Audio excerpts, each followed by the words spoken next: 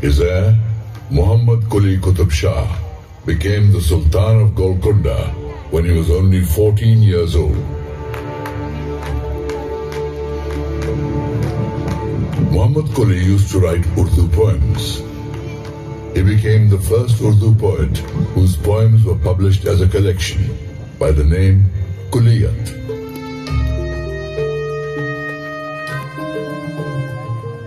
The Isfahani style of architecture influenced the creation of Hyderabad. The world-famous Charminar was built in 1591 CE amidst the Char Kaman Plaza. He beautified the city with 11 beautiful gardens and named the city Bhagnagar.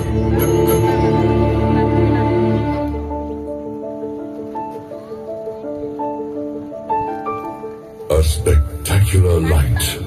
Where is it emanating from? Has a mountain of light ascended on earth? Yes, it's true. This light is from a priceless diamond. Its luster was so wondrous that it was named Kohinoor, which means Mountain of Light.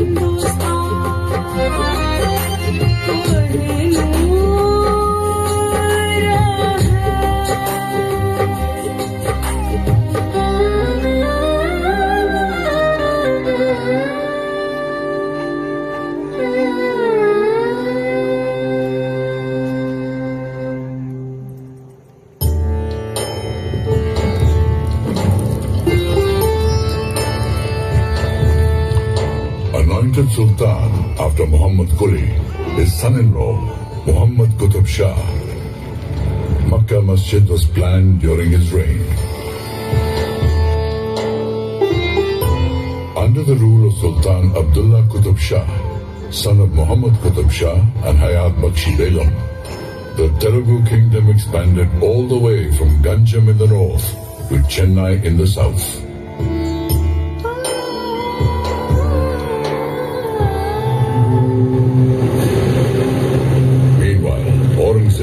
The son of the Mughal Emperor Shah Jahan, marched from Delhi and became the governor of the Deccan, waiting for an opportunity to attack Golconda.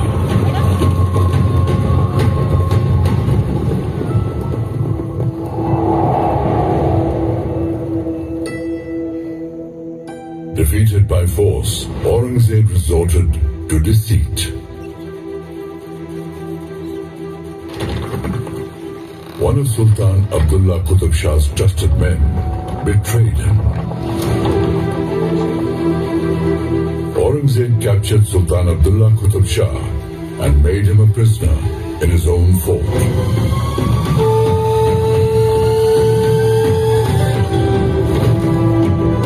Abdullah Qutb Shah's mother, Hayat Bakshi Begum, strategically proposed a treaty to Aurangzeb.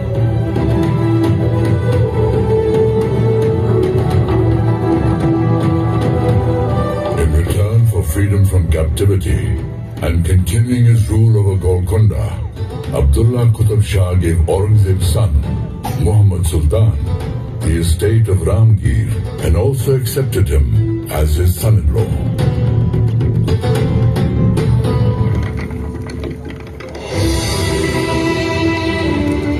Abdullah Qutb Shah passed away in 1672.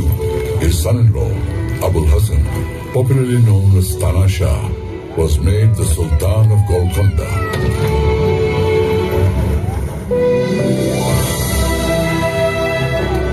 Abul Hasan appointed able Hindu ministers to important posts in the government.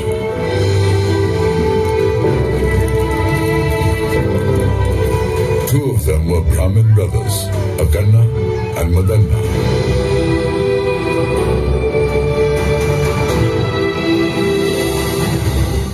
Maratha ruler Chhatrapati Shivaji Maharaj visited Golconda twice during the reign of Abul Hasan.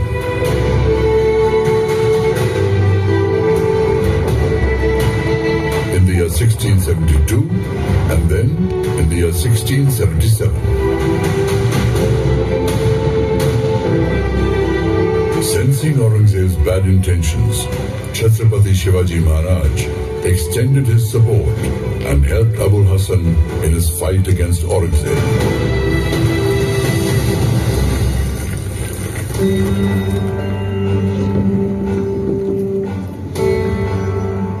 Sultan Abul Hasan communicated directly with his people. One day, Sultan reached Kuchipudi village in the Krishna region. The villagers welcomed him by performing their traditional dance. The Sultan was overjoyed and named the dance Kuchipudi.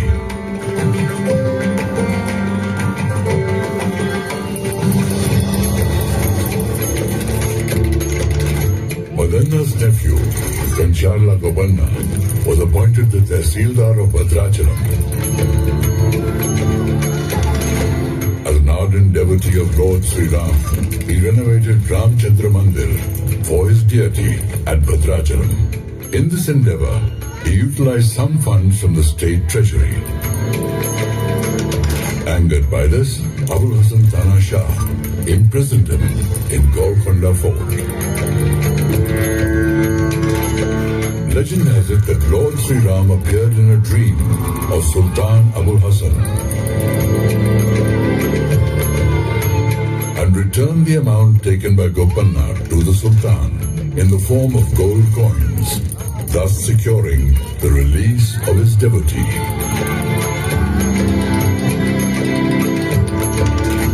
Since then, Kancharla Gopanna has become famous as Bhakta Ramadasu.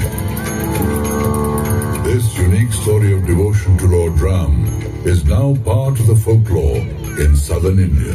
His devotional songs gained fame as Ramdasu Kirtan and became an integral part of Carnatic music.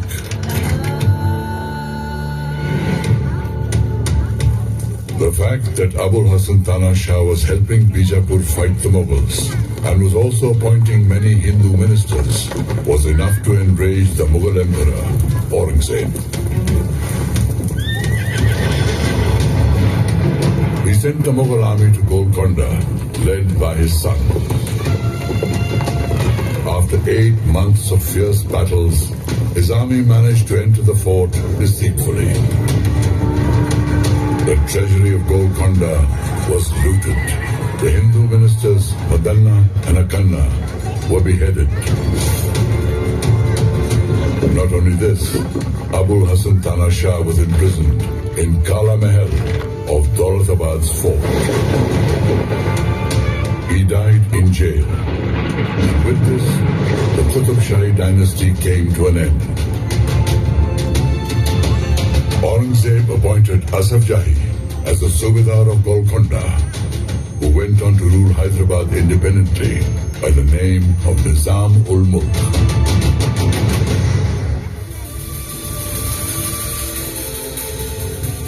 Once the symbol of pride and regal opulence, Golconda's walls, minarets and buildings were riddled with wounds inflicted by the Mughal rulers. However, the truth is that time heals the deepest wounds. Royalty had its time, but centuries passed and India became independent. In September 1948, Hyderabad and Golconda were freed from Asaf Jahi's rule. Independent India's federal system of governance once again gave Golconda the opportunity to smile.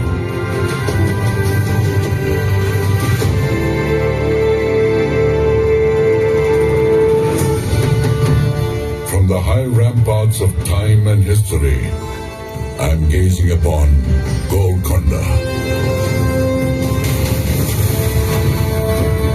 Looking from the pages of the past, once again I see a smiling Golconda,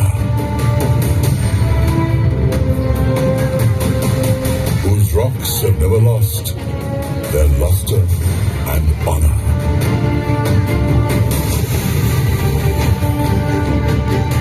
Golconda, whose crimson red dawn awaits the first shining rays of the sun, which will illuminate these hills of granite, making Fort Golconda shine bright forever.